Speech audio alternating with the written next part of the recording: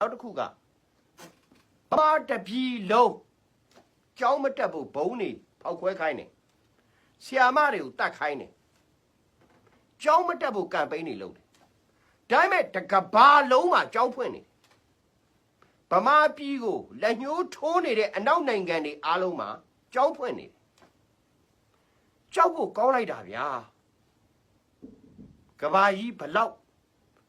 လူရုပ်မှာများသွားပြီလေဆိုတာကိုခင်ဗျားတို့သိအောင်ကျွန်တော်ပြောတာခင်ဗျားတို့တက်တဲ့ကြောင်းမှာကာကွယ်ရေးဦးစီးချုပ်ဗိုလ်ချုပ်မှုကြီးမင်းအောင်လှိုင်သည်မြန်မာပြည်ဤမဟာဧကရဖျားလောင်းဖြစ်တယ်လို့ပြဋ္ဌာန်းကြည့်ခင်ဗျားကျွန်တော်မနှက်ဖြင့်ထားပြဿနာရှာ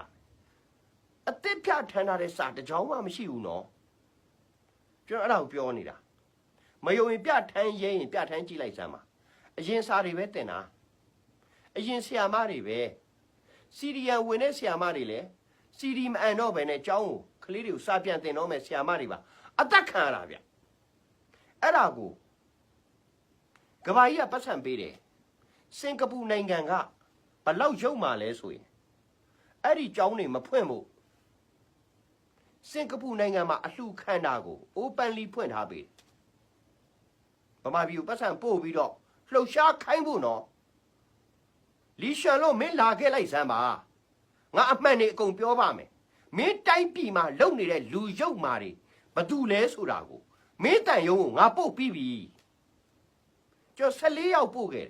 တယ်ကျော်ရုပ်တန်နဲ့ပို့ဟုတ်တယ်ခင်ဗျားတို့စစ်အစိုးရကိုမကြိုက်ရင်စစ်အစိုးရကိုတိုက်ဆီယာမကိုမတတ်နဲ့လေဗျာចောင်းသားတွေကိုဘုံမပြစ်နဲ့လေဗျာចောင်းသားမိဘတွေကိုမတတ်နဲ့လေဗျာခါကျွန်တော်ရှင်းတယ်လေကျွန်တော်စင်ကာပူတန်ရုံပို့တယ်အမေရိကန်မှာရှိတဲ့စင်ကာပူတန်ရုံကျွန်တော်ဆွေးနွေးတယ်နော်ကျွန်တော်သမိုင်းပြရတာကျွန်တော်စစ်တပ်ဘက်ပါလို့ပြောတာမဟုတ်ဘူးပါစရာလည်းမရှိဘူးတတိုင်းပြည်လုံးကြောင်းမတက်ရအောင်စင်ကာပူနိုင်ငံကြီးကအဲ့လိုလုပ်တယ်ထိုင်းနိုင်ငံကလည်းခွင့်ပြုတယ်ဗျာအချင်းနေတော်ဆိုးတယ်နော်ကျွန်တော်တို့နဲ့အိမ်နီးချင်းတက်နေတဲ့ထိုင်းနိုင်ငံကြီးတစ်ခုလုံးကြောင်းဖွင့်နေတယ်ဗမာပြည်မှာကြောင်းမဖွင့်နိုင်ဖို့အတွက်ထိုင်းနိုင်ငံမှာရှိနေတဲ့အလုသမားကူညီရေးအသင်းအဖွဲ့ AAC တို့ဘာတို့ပေါ့ဗျာအလှငွေတွေကောက်ပြီးအဲ့ဒီလူတွေကိုပို့ပြီးတော့အဲ့ကြောင်းတွေရှိမှဘုံခွဲဖို့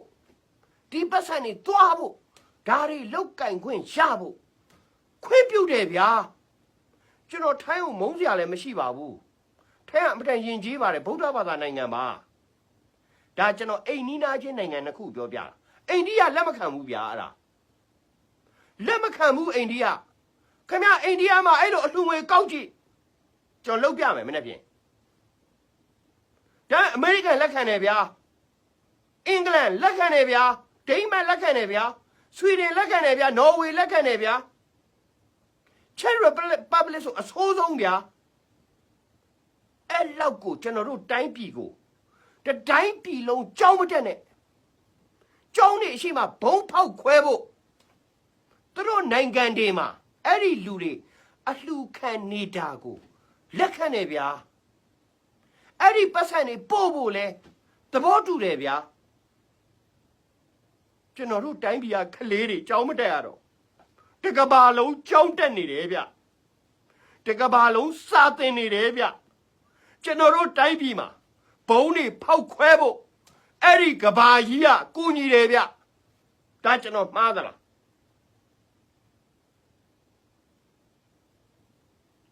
အဲ့ဒီကဘာကြီးကသဘောတူတယ်ဗျဒါဆိုရင်သူတို့ရဲ့လူသားဆန်မှုဆိုတာဘာလဲကျွန်တော်မေးပြီကုလသမဂ္ဂအတွင်းရေးမှူးချုပ်ဂူတာရက်ပေါက်ပိတ်ထားတယ် UNDP အပေါက်ပိတ်ထားတယ် UNICEF အပေါက်ပိတ်ထားတယ်ဒါတွေဖြစ်နေတာကိုတွေးတယ်အပေါက်ပိတ်ထားတယ်ဟာကျွန်တော်တို့ကဘာကြီးလူယုံမှာအားလုံးအပေါ်စီးရသွားတယ်ဗျာကလေးသူငယ်တွေအားလုံးလူယုံမာတွေရဲ့နင်းပြဖြစ်သွားတယ်ဗျာဒါကိုကျွန်တော်မခံနိုင်လို့ကျွန်တော်ပြောတာခင်ဗျာကြောင်းတက်ကြောင်းမှာသပိတ်ပေါက်ခင်ဗျားတို့စစ်တပ်ကိုမကြိုက်ဘူးမလားကျွန်တော်တို့ကြောင်းသားဘွားကြောင်းမှာသပိတ်ပေါက်တယ်လှုပ်ဆမ်းပါပေါင်တွေကကြော်ထောက်ကန်တယ်ကျောင်းမှာတပိတ်မှောက်ခဲ့တဲ့မင်းကိုနိုင်ကကျောင်းတွေကိုဖောက်ခွဲဖို့ ကျောင်းနေမတက်ဖို့ဒီကောင်လက်ခံတယ်ဗျာဘာဖြစ်သွားပြီလဲတိုင်းပြည်ရဘာဖြစ်သွားပြီလဲတကဘာလုံးကျွန်တော်တို့တိုင်းပြည်ကိုစာမတက်ဖို့အနိုင်ကျင့်လိုက်တာကိုလက်မခံနိုင်လို့ကျွန်တော်ပြောတာဗျာကျွန်တော်မှားသလားဗျာသူတို့ပေးတဲ့ပတ်စံနဲ့ဗမာပြည်ထဲမှာလှုပ်ရှားနေကြတယ် ILO လောရှိတယ်စင်ကာပူတနိုင်ငံလုံးကဝက်ပါမစ်နဲ့နေတယ်အဲ့ဒီလူတွေကအလှခံခွင့်ရှိနေတယ်ပတ်စံပို့ပြီးတော့အဲ့ဒီအလှငွေတွေနဲ့ဖောက်ခွဲခိုင်းခွင့်ရှိနေတယ်ကြောင်းမတက်ဖို့လှုပ်ရှားခိုင်းခွင့်ရှိနေတယ်ကိုဝနာမောင်လွင်ကျွန်တော်ခမ ्या ကိုစာ6ဆောင်ရှိပြီဗျာကျွန်တော်ပို့ခဲ့တယ်ခမ ्या စင်ကာပူနိုင်ငံသားရေးဝန်ကြီးတို့ထိုင်းနိုင်ငံသားရေးဝန်ကြီးတို့ ਨੇ ခမ ्या ဆွေးနွေးပါဗျာILO မှာအဲ့လောမရှိဘူးဗျကျွန်တော်ခမ ्या ကိုမေတ္တာရက်ခံတယ်ဗျာကျွန်တော်တိုင်းပြည်ကိုတကဘာလုံးအနိုင်ကျင့်တယ်ခလေးတွေကိုအနိုင်ကျင့်လိုက်ပြီးပညာမတတ်အောင်ဝိုင်းအနိုင်ကျင့်တယ်ဗျာဒါကိုမခံနိုင်လို့ကျွန်တော်ပြောတယ်ဗျာကျွန်တော်တရားစွဲပါကြိုးစင်တင်ပါအမှန်တရားအတွက်ကျွန်တော်တက်ချင်တယ်ဒါပေမဲ့ကျွန်တော်အသေးချာတော့ရှင်းရမယ်နော်ကျွန်တော်မချင်တတ်ဘူးကဘာကြီးကျွန်တော်တိုင်းပြည်ကိုအနိုင်ကျင့်တယ်ကျွန်တော်တိုင်းပြည်လုံးကျောင်းတက်လို့မရအောင်ဝိုင်းထောက်ပံ့တယ်ကျောင်းတွေမှာဘုံခွဲဖို့ခွင့်ပြုတယ်အလှငွေတွေပို့ပေးဖို့ဆောင်ရွက်ပေးတယ်ဒီကိစ္စကိုကျွန်တော်ပြောတာကျွန်တော်မှားလားဗျာကုလသမဂ္ဂဆိုတာလူရုပ်မာတွေကြီးပဲဖြစ်ကုန်ပြီကျွန်တော်တို့တိုင်းပြည်မှာကျောင်းတွေရှိမှဘုံခွဲနေတယ်ဘုံတွေထောင်းနေတယ်ကျောင်းသားမိဘတွေကိုတတ်နေတယ်ဆရာမတွေကိုတတ်နေတယ်အဲ့ဒီကုလသမဂ္ဂဂူတာရက်ဆိုတဲ့တလိษံတစ်လုံးမှပြောဘူးခကြောက်ဖို့ကောင်းနေဗျာဖွင့်ပါခမရတို့ကျောင်းကိုဖွင့်ဝိုင်းလို့ကျောင်းထဲကနေပြန်တိုက်အောင်ရတယ်ကျွန်တော်အဲ့ဒီထောက်ခံတယ်ဘောင်ထဲကလှုပ်ဆန်းပါဗျာနိုင်ငံရေးကို